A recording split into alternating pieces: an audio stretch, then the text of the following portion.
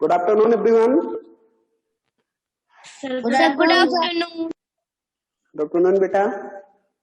इससे पहले हमने एक्सरसाइज 12.3 डिस्कस किया था।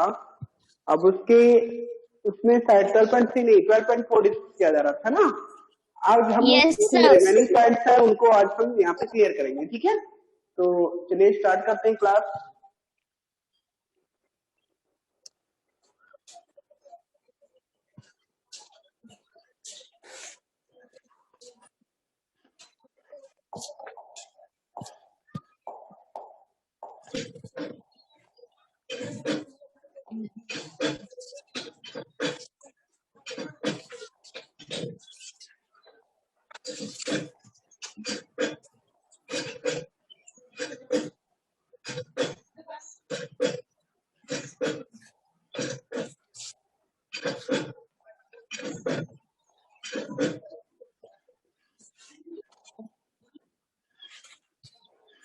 यस बेटा, पॉइंट एक्सरसाइज नंबर 12.4 है ये आपका, जिसमें मैंने point number K1, K2, K3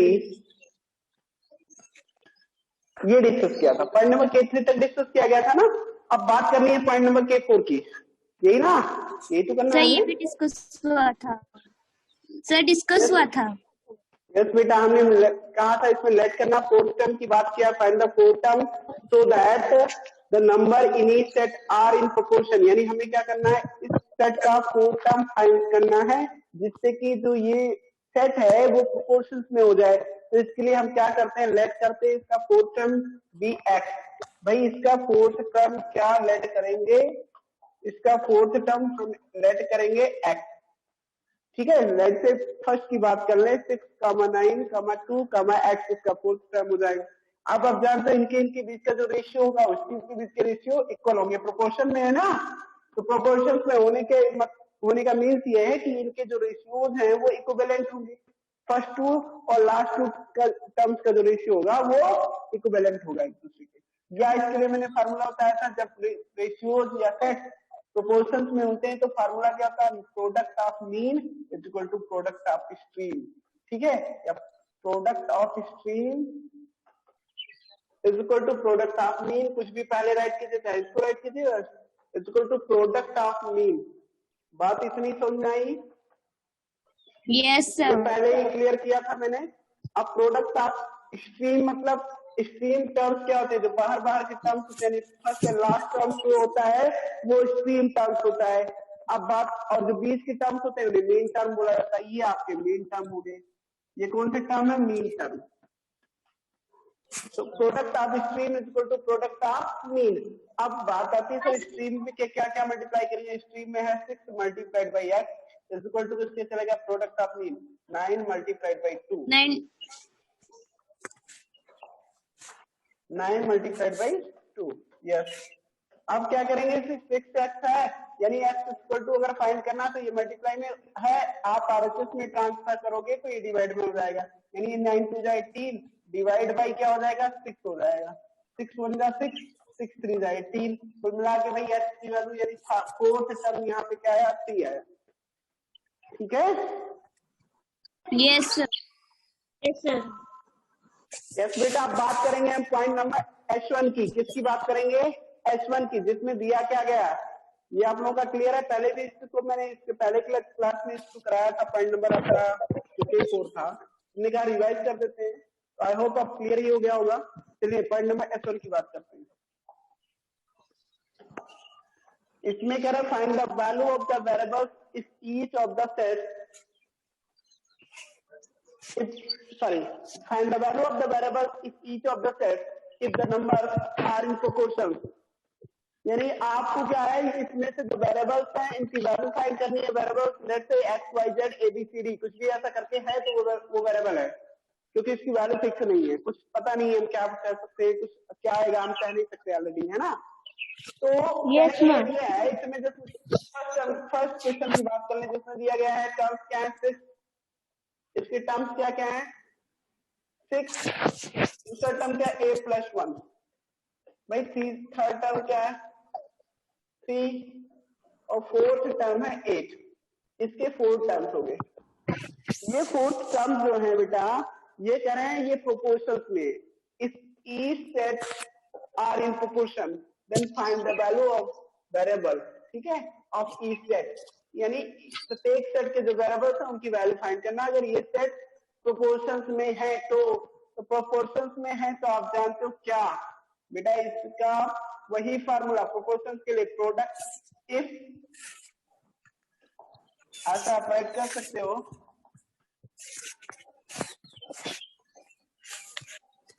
if 6 is to a plus 1 is proportional to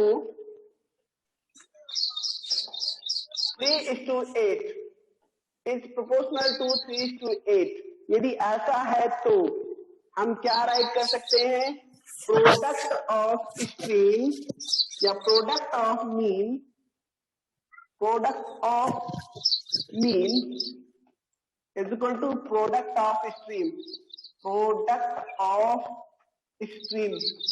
बात समझ में आई, यही तो हमेशा यूज करते हैं ना। आप मीन में आप इसका मल्टीप्लाई करो भाई, किसका मल्टीप्लाई करना है, मीन में हम किसका हिस्सा, ये मीन टर्म है ना। स्ट्रीम टर्म की बात कर लो, कौन सा सर स्ट्रीम टर्म की हमें डिफाइन करना होगा, तो हम क्या क्या बताएंगे सर, ये स्ट्रीम टर्म है, ये आपके 6,1 ये क्या है, स्ट्रीम है। क्लियर होना चाहिए बेटा, फर्स्ट एंड लास्ट स्ट्रीम हो गया, मिड के जो पॉइंट्स होते हैं वो मीन होते हैं, मीन टर्म, ठीक है। Yes sir. अब इन्होंने कहा sir product of extreme equal to product of mean है, तो स्ट्रीम में क्या क्या आएगा, 6 मल्टीप्लाइड बाई, या पहले मीन की बात कर ले, मीन में क्या क्या टर्म है, a प्लस 1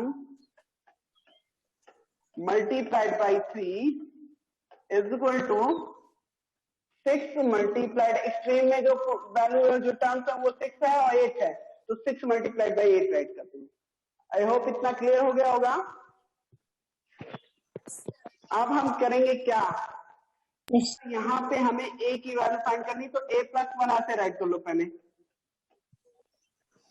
इस 3 को मल्टीप्लाई में आरएचएस में ट्रांसफर करेंगे तो डिवाइड में हो जाएगा, यानी 6 8 का 48 तो यहाँ पे रहेगा, लेकिन ये डिवाइड बाई 3 पहुंच जाएगा वहां पे मल्टीप्लाई से। बात इतनी क्लियर हो गई। अब यहाँ से 3 1 जा 3 3 6 3 1 जा 3 3 6 जा 18 यानी 16 आ जाएगा। कहने का मतलब a plus imply that write कर सकते हैं, a plus 1 is equal to क्या आ गया 16। अभी आपको a की वैल्यू फाइंड करनी है, तो बेटा की a की निकालने के लिए वैल्यू आप क्या करो, इस 1 को ट्रांसफर करेंगे इन आरएचएस, ये प्लस है उधर जाके माइनस हो जाएगा, -1। कुल मिला के a की वैल्यू कितनी आ गई 15, यही आपको फाइंड करना था। You have to find the value of variable, यानी जो भी वेरिएबल्स होंगे उन्हीं की वैल्यू फाइंड करना है। तो आपने सेम कॉन्सेप्ट का यूज करते हुए, यानी product of mean equal to product of extreme if the given terms are in proportion, यानी अगर जो टर्म्स दिए गए हैं वो प्रोपोर्शन में होते हैं, तो हम इस फॉर्मूले या कॉन्सेप्ट का यूज करते हुए एक इक्वेशन फॉर्म करेंगे, इक्वेशन में वेरिएबल होगा तो वेरिएबल की वैल्यू आ जाएगी, ठीक है। तो आई होप ये क्लियर हो गया होगा। यस। इसमें इस पॉइंट को लेकर, किसी पॉइंट को लेकर डाउट तो नहीं है किसी को, मतलब किसी भी पॉइंट को नो सर। No sir. इसमें तुम 3 मोर क्वेश्चन हैं, तो चलिए एक और का कोई डिस्कस कर ले रहे हैं। लेट्स से हम पॉइंट नंबर डी की बात करेंगे, अभी पॉइंट नंबर डी की बात करेंगे। आई होप ये आपका क्लियर हो गया होगा, ठीक है। इसमें किसी को डाउट तो नहीं है ना। चलिए नेक्स्ट अब पॉइंट नंबर डी की बात करेंगे। No sir.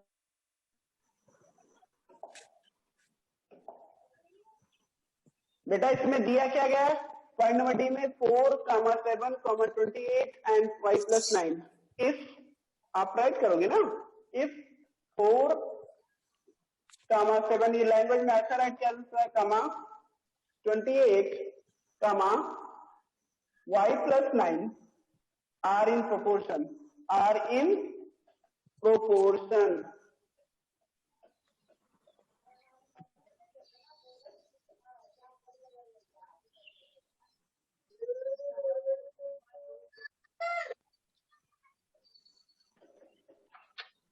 If 4, 7, 28, y plus 9 are in proportion, then you can write or you can use product of mean. बार बार मैं अब फॉर्मूले का लैंग्वेज फ्री राइट कर रहा हूँ, डायरेक्ट यूज कर रहा हूँ, आप लोगों को समझ में आना चाहिए। मैं क्या कर रहा हूँ, product of extreme equal to product of mean कर रहा हूँ। आप आगे पीछे कुछ भी लिख सकते हैं, चाहे तो प्रोडक्ट ऑफ मीन पहले लिखिए बाद में प्रोडक्ट ऑफ स्ट्रीम लिखिए, या प्रोडक्ट ऑफ स्ट्रीम लिख के बाद में प्रोडक्ट ऑफ मीन लिखिए। ठीक है, तो LHS और RHS वैरी कर सकते हैं, ये आपका कम्यूटेटिव लॉ को फॉलो करते हैं। ठीक है, यहाँ से y4 multiplied by y plus 9 ये पहले राइट करेंगे, उसके बाद लिखेंगे राइट करेंगे 7 मल्टीप्लाइड बाई 28, ये प्रोडक्ट ऑफ मीन हो गया, ये प्रोडक्ट ऑफ स्ट्रीम हो गया। ठीक है, या राइट कर लेना आप लोग, लैंग्वेज राइट कर लेना तो क्लियर रहेगा, नहीं तो लोग समझ आप नहीं समझा पाओगे, लोग भी कंफ्यूज रहेंगे कैसे कर पाओगे, है ना। अब क्या करोगे जी, अब आप करोगे इस 4 को ट्रांसफर, क्योंकि हमें y की वैल्यू फाइंड करना, तो यहाँ से जितने कांस्टेंट है सबको हटाओ। कांस्टेंट हटाने का मतलब ये 4 मल्टीप्लाई में उधर जाके क्या होगा, डिवाइड, y प्लस 9 ऐसे कॉपी करेंगे। 7 मल्टीप्लाइड बाई 28 चाहे तो रख दो या मल्टीप्लाई कर लो, और डिवाइड में क्या जाएगा, ये 4 डिवाइड में जाएगा इसके, क्योंकि हमने y 4 ये मल्टीप्लाई में था, दैट साइड जाके डिवाइड हो जाएगा। 4 1 जा 4, 4 7 जा 28, 7 7 जा 49, कुल मिला के यहाँ 49 आ जाएगा। y प्लस 9 किसके इक्वल चल रहा है, 49 के इक्वल चल रहा है। अब y की वैल्यू निकालनी, तो y इक्वल क्या आ जाएगा, 49, ये प्लस 9 दैट साइड ट्रांसफर हो माइनस 9 आ जाएगा, कुल मिला के यहाँ सर जी कितना आएगा, 40, y इक्वल टू कितना आ गया, 40। बात समझ में आई? Yes sir, yes sir.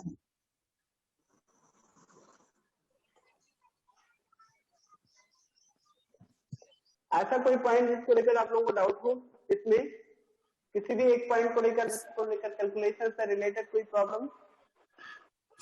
No sir. No sir. चलिए तब नेक्स्ट पॉइंट की बात करेंगे, आप पॉइंट नंबर H2 की बात करेंगे। हमें क्या करना है H2 में, H2 का लैंग्वेज चेक करते हैं। इन्होंने कहा sir arrange the number in each set such that they are in proportion.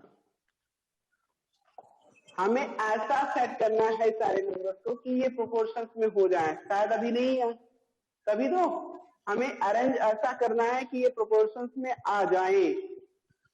अब प्रोपोर्शंस में आने का मीन्स ये है कि किसका किसका प्रोडक्ट और किसका किसका देखते हैं, करेंगे तभी पता चलेगा। Product of means and product of extreme equal हो। यस बेटा, अगर प्रोपोर्शन में है तो प्रोडक्ट ऑफ मीन और प्रोडक्ट ऑफ स्ट्रीम इक्वल होना चाहिए। तो क्या फर्स्ट जो दिया गया है ये 3, 7, 14, 6, भाई देखिए हमें इनको ऐसा अरेंज करना है कि प्रोपोर्शन में हो जाए। तो पहले चेक करेंगे क्या प्रोपोर्शन में नहीं है, तो चेक करने पे क्या पाते हैं। देखो आप पहले क्या करोगे, प्रोडक्ट ऑफ मीन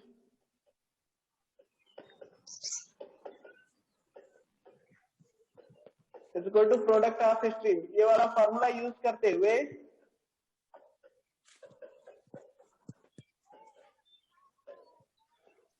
आओ। अब प्रोडक्ट ऑफ मीन मतलब भाई इसका 7 मल्टीप्लाइड बाई 14 है, 7 multiplied by 14 is equal to कितना आ गया, 28। ये प्रोडक्ट ऑफ मीन, सॉरी ये मैंने प्रोडक्ट ऑफ मीन निकाला है। अब ऐसे प्रोडक्ट ऑफ स्ट्रीम निकालेंगे। प्रोडक्ट ऑफ स्ट्रीम की बात करेंगे तो 3 multiplied by 6 is equal to 18। ये तो इक्वल नहीं आ रहे जी, इक्वल नहीं आ रहे, इसका मतलब ये प्रोपोर्शंस में नहीं है। तो क्या करो, आप करोगे क्या, अगर मैं सोच रहा हूँ प्रोपोर्शन में बनाएंगे। यस बेटा, क्या करो आप इस 14 को इसमें ट्रांसफर करो और इस 3 करो, इस 6 को इसमें ट्रांसफर कर दो। कहने का मतलब ये देखो, अभी अगर ऐसा होता तो क्लियर होता। 7 मल्टीप्लाइड बाई 6 होता, 7 मल्टीप्लाइड बाई 6 होता तो 42 आता, और 14 मल्टीप्लाई या 3 मल्टीप्लाइड बाई 14 होता, 3 मल्टीप्लाइड बाई 14 होता तो क्या होता भाई, 42 ही आता। तब ये प्रोपोर्शन में होते हैं। कहने का मतलब 7 और 6 स्ट्रीम टर्म्स होंगे और 3 और 14 ये आपका मेन टर्म होगा। 7 और 6 स्ट्रीम टर्म होंगे और 3 and 14 कहने का मतलब ये आप क्या करोगे, इसको अरेंज करके राइट करेंगे that is not in proportion, this set is not in proportion, but आपको अगर अरेंज करना है इन प्रोपोर्शन तो यहाँ 3 यानी क्या राइट करेंगे 7:3 proportion 3:7, 6. ठीक है। यस बेटा 3:7, 6:14। अब ये प्रोपोर्शन में है, केवल 14 और 6 की प्लेसिंग को चेंज करना था, ठीक है, रिप्लेस करना था आपको 14 को बाई 6 और 6 को बाई 14, ठीक है। इसी को रिप्लेस कर पोजीशन चेंज करनी थी, यहाँ से यहाँ पहुंच जाएगा। आप चेक कर लो, ये आप इनका मल्टीप्लाई करो, देखो 7 6 42, 14 3 42। आई होप क्लियर हो गया होगा। Yes sir. बेटा जी product of stream is equal to product of mean हो गया, तो ये प्रोपोर्शंस में होंगे, यानी पोजीशन किसकी चेंज करनी थी 6 और 14 की। समझ में आई बात। ऐसे ही आप इसमें भी बी और सी डी ऐसे करके दिए गए, करोगे आप इनको अरेंज करना है, करोगे। Yes sir. Yes sir. चलिए नेक्स्ट पॉइंट की बात करेंगे। In the given figure given below, find the ratios of stars to red circles and red circle to green circles. Verify if the ratios are in proportion. भाई किसका किसका ratio निकालना है, पहले रेशियो निकालो तो बाद में हम प्रोपोर्शनलिटी चेक करेंगे। रेशियो किसका निकालना वो चेक करो। रेशियो निकालना हमें of star to red circle, तो पहले सबसे पहले ratio of star to red circle निकालेंगे। Ratio of star to red circle,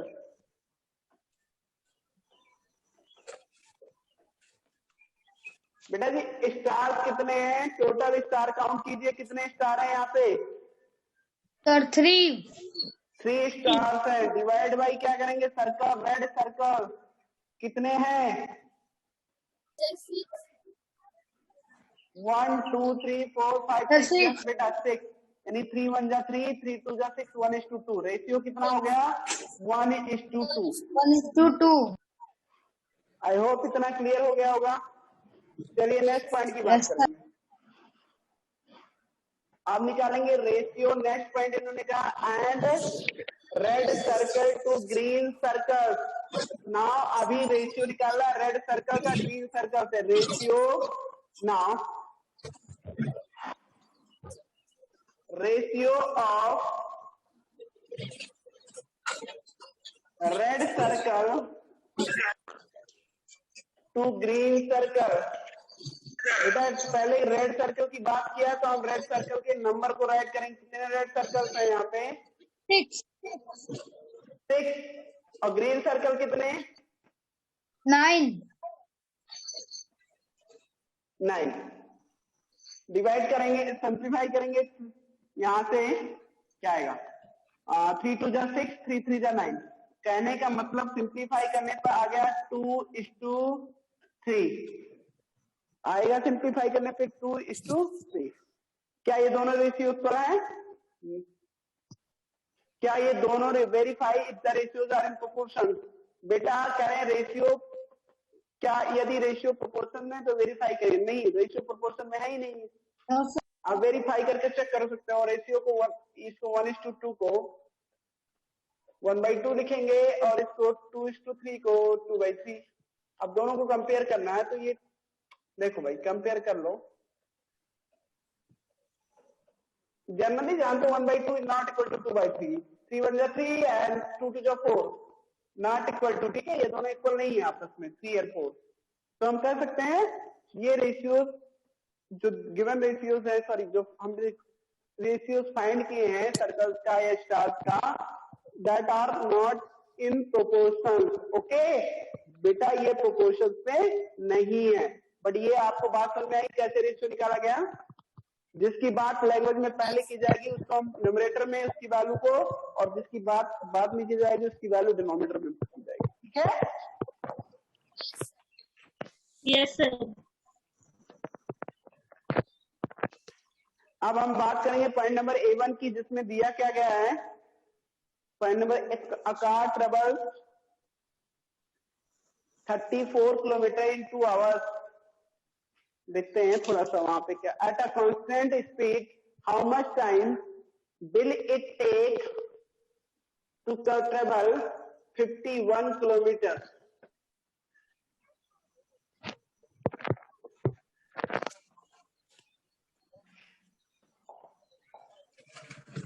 बेटा कह रहे हैं a car travel 34 kilometre in 2 hours at a constant speed how much time will it take to travel 51 kilometre. देखिए direct proportion का question है, तो ऐसे करेंगे। आप क्या करोगे इस टाइप के क्वेश्चन को करने के लिए, डायरेक्ट प्रोपोर्शन से क्वेश्चन को, यानी जो पहले इसका जो रेशियो होगा और बाद के स्पीड और उसके द्वारा ट्रेवल डिस्टेंस का जो रेशियो होगा वो सेम होगा। तो इसको कहने का मतलब ये ऐसे किया जाता है डायरेक्ट। आप उसमें क्या राइट करेंगे,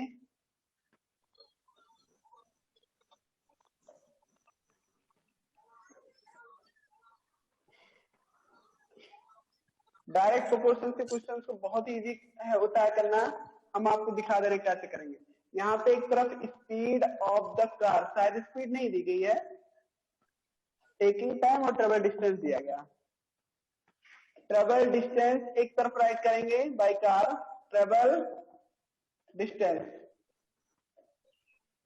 taking time, taken time, taken time दिया गया समय, ठीक है। Taken time travel distance by the car, ये आपका टाइम जो है वो आवर में है, यानी घंटे में दिया गया है, और डिस्टेंस किलोमीटर में कवर किया जा रहा है। चलिए मैं दिखाता हूं। ये क्वेश्चन था 34 किलोमीटर कवर करते हैं इन 2 आवर्स। तो कह रहे हैं इनका जो रेशियो होगा, बाद वाले का रेशियो सेम होगा, प्रोपोर्शंस में होते हैं, क्योंकि कांस्टेंट स्पीड से जा रहा है ना। कहने का मतलब यहाँ पे बताया गया है कांस्टेंट स्पीड से जा रहा है, यानी पहले 2 घंटे में जितनी दूरी तय किया होगा, तो उसी इसके हिसाब से 1 घंटे में आगे 1 घंटे की बात किया जाए या आगे 4 घंटे की बात किया जाए, उसी के हिसाब से उतनी ही दूरी तय करता रहेगा, यानी दोनों का रेशियो समान रहेगा। दोनों का रेशियो समान होने का मतलब प्रोपोर्शंस में होंगे। तो आइए करते करते, पहले दिया गया था उसको 34 किलोमीटर कवर करता है, तो डिस्टेंस यहाँ कवर करता है 34 किलोमीटर इन 2 आवर्स। भाई ठीक है, इतना तो सही है। और क्या करता है वो, ये करता how much time will it take to travel 51 kilometre. अगर उसके द्वारा 51 किलोमीटर कवर करना है उसे, तो कितना टाइम लगेगा वो। तो भाई आप यहाँ 51 ट्रेवल डिस्टेंस में 51 राइट कर दीजिए, और जो आपका अननोन है उसे एक्स मान लीजिए।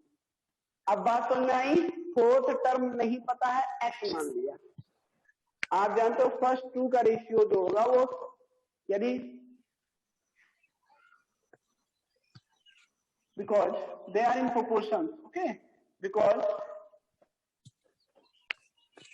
they are in proportion, यानी their ratios in proportion, so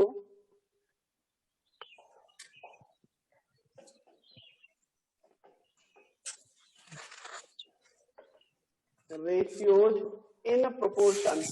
बेटा रेशियो इनके कैसे होंगे, प्रोपोर्शंस में होंगे। तो यहाँ पे क्या राइट करेंगे, 34:2 is proportional to,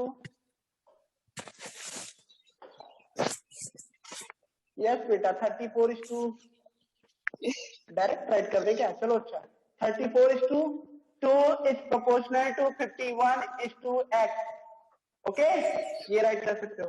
यस आप क्या राइट कर सकते हो, product of speed equal to product of mean. अब भाई क्या करोगे, 34 multiplied by x equal to 2 multiplied by 51। X equal to आप यहाँ से राइट करना चाह रहे हो, तो 34 मल्टीप्लाई में इधर जाके डिवाइड में हो जाएगा, यानी आरएचएस में। तो 2 मल्टीप्लाइड बाई 51 डिवाइड बाई 34। बात समझ में आई।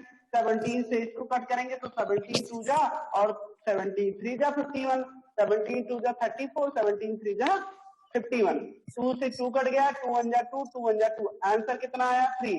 एक्स ये क्या है भाई, टेकन टाइम है, यानी 3 घंटे लगेंगे, 3 आवर्स लगेंगे अगर उसे 51 किलोमीटर कवर करना है। बात समझ में आई? अगर उसे 51 किलोमीटर कवर करना है तो 3 आवर्स लगेंगे, ठीक है? Yes ma'am. Yes sir. क्योंकि वो कांस्टेंट स्पीड से जा रहा है तो उसका मतलब उसको पहले जिस रेशियो से वो इक्वल टाइमिंग में जितना वो डिस्टेंस कवर कर रहा था, उसके आगे भी उतने ही समय में उतना ही डिस्टेंस कवर करता रहेगा, ठीक है? सेम टाइम में सेम डिस्टेंस कवर करेगा। अब बात आती है सर जी ये कैसे, और तरीका है कुछ? हाँ तरीका है, 34 बाई डायरेक्ट कर सकते थे, सब लैंग्वेज ना लिखते तब भी कर सकते थे। इसको हम ऐसे लिखते हैं 34/2 इज इक्वल टू, यानी इनका रेशियो यही रेशियो ही तो है, 34:2 इज इक्वल टू कितना हो जाएगा 51/x। बस वही लैंग्वेज ही है। ये 2 यहाँ जाके मल्टीप्लाई, ये यहाँ जाएगा, ये 34x हो जाएगा, तो मिला के 2 मल्टीप्लाई बाई 51, फिर x equal to 2 multiplied by 51 divide by 34, फिर वही कैलकुलेशन, x इक्वल टू वही आएगा 3, है ना? सेम कैलकुलेशन, तो आप ऐसे भी कर सकते हो। बात समझ में आई कि नहीं? Yes sir. एवरीवन, बेटा किसी को कोई दिक्कत तो नहीं है इस चीज को लेकर? No sir.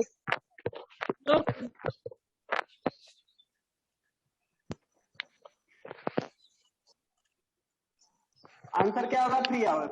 अगर उसे 51 किलोमीटर डिस्टेंस कवर करना है सेम स्पीड से, तो उसके द्वारा जो सेकंड टाइम होगा to travel 51 kilometre equal to 3 hour हो जाएगा। ऐसे ही देखिए आप सारे क्वेश्चन इसी कॉन्सेप्ट पे लगेंगे। Cable of length 8 cm, base 72 ग्राम, यानी एक केबल है जो 8 cm लेंथ है जिसकी, उसका वेट करने पे 72 ग्राम आता है केबल, ठीक है? केबल मीन्स वायर है, 72 ग्राम आता है। 8 सेंटीमीटर लॉन्ग केबल लिया जाता है तो उसको जो वेनिंग होता है 72 ग्राम होता है।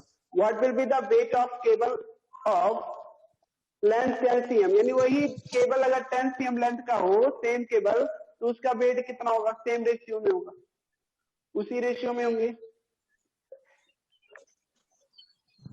तो कहने का मतलब आप लोग करेंगे इसको, हम केवल आपको इसका लैंग्वेज बता रहे हैं, बाकी आप सॉल्व करेंगे इसको, कुछ ऐसा नहीं है इसमें बताया जा बेटा। लैंग्वेज क्या होगा इसका? इसका लैंग्वेज होगा, आप ऐसे डायरेक्ट प्रोपोर्शन के लिए ऐसे पहले एक चार्ट या टेबल फॉर्म कर लेंगे, ठीक है? टेबल में क्या क्या राइट करना है? 2 चीजें राइट करनी है आपको, 2 अलग अलग इंफॉर्मेशन दी जाती है। एक तरफ length of cable, length of cable, बेटा केबल की बात की गई तो लेंथ ऑफ केबल, और यहाँ पे किस यूनिट में? इन सीएम, इन सीएम, ये भी राइट कर लेना। आप दूसरे में वेट ऑफ केबल, दूसरे में राइट करेंगे वेट ऑफ केबल। अब इसमें कौन सा यूनिट यूज किया गया है? ग्राम, इन ग्राम, क्या राइट करेंगे? इन ग्राम। चलो, जो जो इन्फॉर्मेशन गिवन है इसके अलावा हम जो इन्फॉर्मेशन गिवन वो फिल कर देंगे। एक केबल ऑफ लेंथ 8 cm है तो लेंथ में 8 cm फिल करेंगे, इसका वेट उन्होंने 72 ग्राम बताया, यहाँ पे 72 ग्राम फिल कर देंगे। अब करेंगे लेंथ 10 cm हो तो इसका वेट कितना होगा? x ग्राम होगा। बात समझ में आई? वेट कितना होगा? x ग्राम होगा, ठीक है?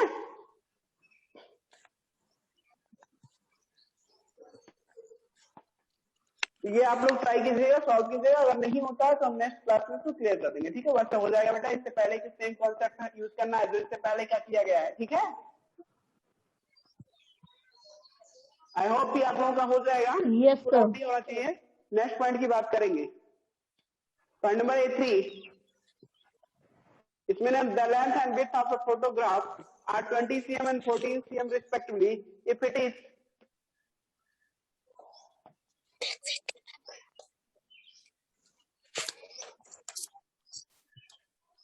the length and width of a photograph are 20 cm and 40 cm respectively. If it is enlarged to a width of 21 cm, what will be the corresponding proportionate length of the photograph?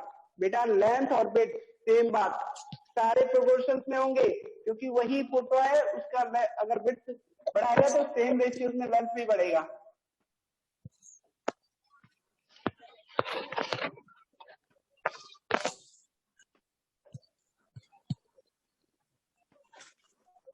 यहाँ पे length of the photograph, length of photograph, इस photograph का length कितना है ये देख लो बेटा। इन CM साथ दिया है तो सीएम राइट करेंगे यहाँ पे। ऐसे width of the photograph second language में क्या राइट, सेकेंड रो में क्या राइट करेंगे, विड्थ ऑफ फोटोग्राफ, यानी इस फोटोग्राफ का विड्थ क्या है, ये भी सीएम में दिया है इन सीएम। चलो क्या क्या दिया गया, लेंथ में दिया गया, अगर लेंथ है उसकी 20 सीएम तो विड्थ उसके करस्पॉन्डेंस कितनी होती है 14 सीएम, 20 to 14। अब कह रहे हैं सर अगर विड्थ 21 सीएम हो जाए तो इसकी करस्पॉन्डिंग लेंथ क्या होगी, तो 21 यहाँ फिल करेंगे क्योंकि विड्थ पता है और यहाँ पे नहीं पता तो लेट करेंगे। ठीक है, अभी सेम कॉन्सेप्ट वही आपका फर्स्ट यानी कि फर्स्ट एंड जो 2 टर्म्स होंगे और लास्ट के 2 टर्म्स इनका रेशियो सेम होगा, प्रोपोर्शंस में होंगे। ओके, करके बता दें क्या, चलिए मैं इसको इंसर्ट कर रहा हूं, आप लोग ट्राई कीजिएगा। 20 divide by product of mean is equal to product of extreme, पहले ऐसे राइट करना है 20:14 इज इक्वल टू हो जाएगा x/21। अब भाई 20 multiplied by 21 is equal to 14 multiplied by x हो जाएगा। Product of mean, product of extreme, अब क्या करोगे, product of stream x50 value निकालनी तो 20 मल्टीप्लाइड बाई 21 डिवाइड बाई 14। चलिए 21 को 7 से डिवाइड करेंगे, यहाँ भी 7 से। ठीक है, अब 7 2 जा और 7 3 जा, कितना हो गया भाई, यहाँ से 2 1 जा 2 10 जा 20, कुल मिला के 30 आ जाएगा लेंथ की। करस्पॉन्डेंस लेंथ की बात कर रहे हैं तो 30 सीएम आ जाएगा। ठीक है,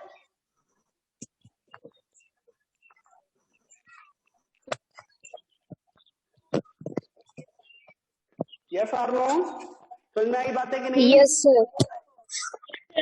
तो चलिए नेक्स्ट पॉइंट की बात करते हैं, पॉइंट नंबर लास्ट जो आपका, Anup can read 21 pages in 30 minutes. How long would it take him to read a 140-page book? Better express your answer in hours and minutes. Same concept.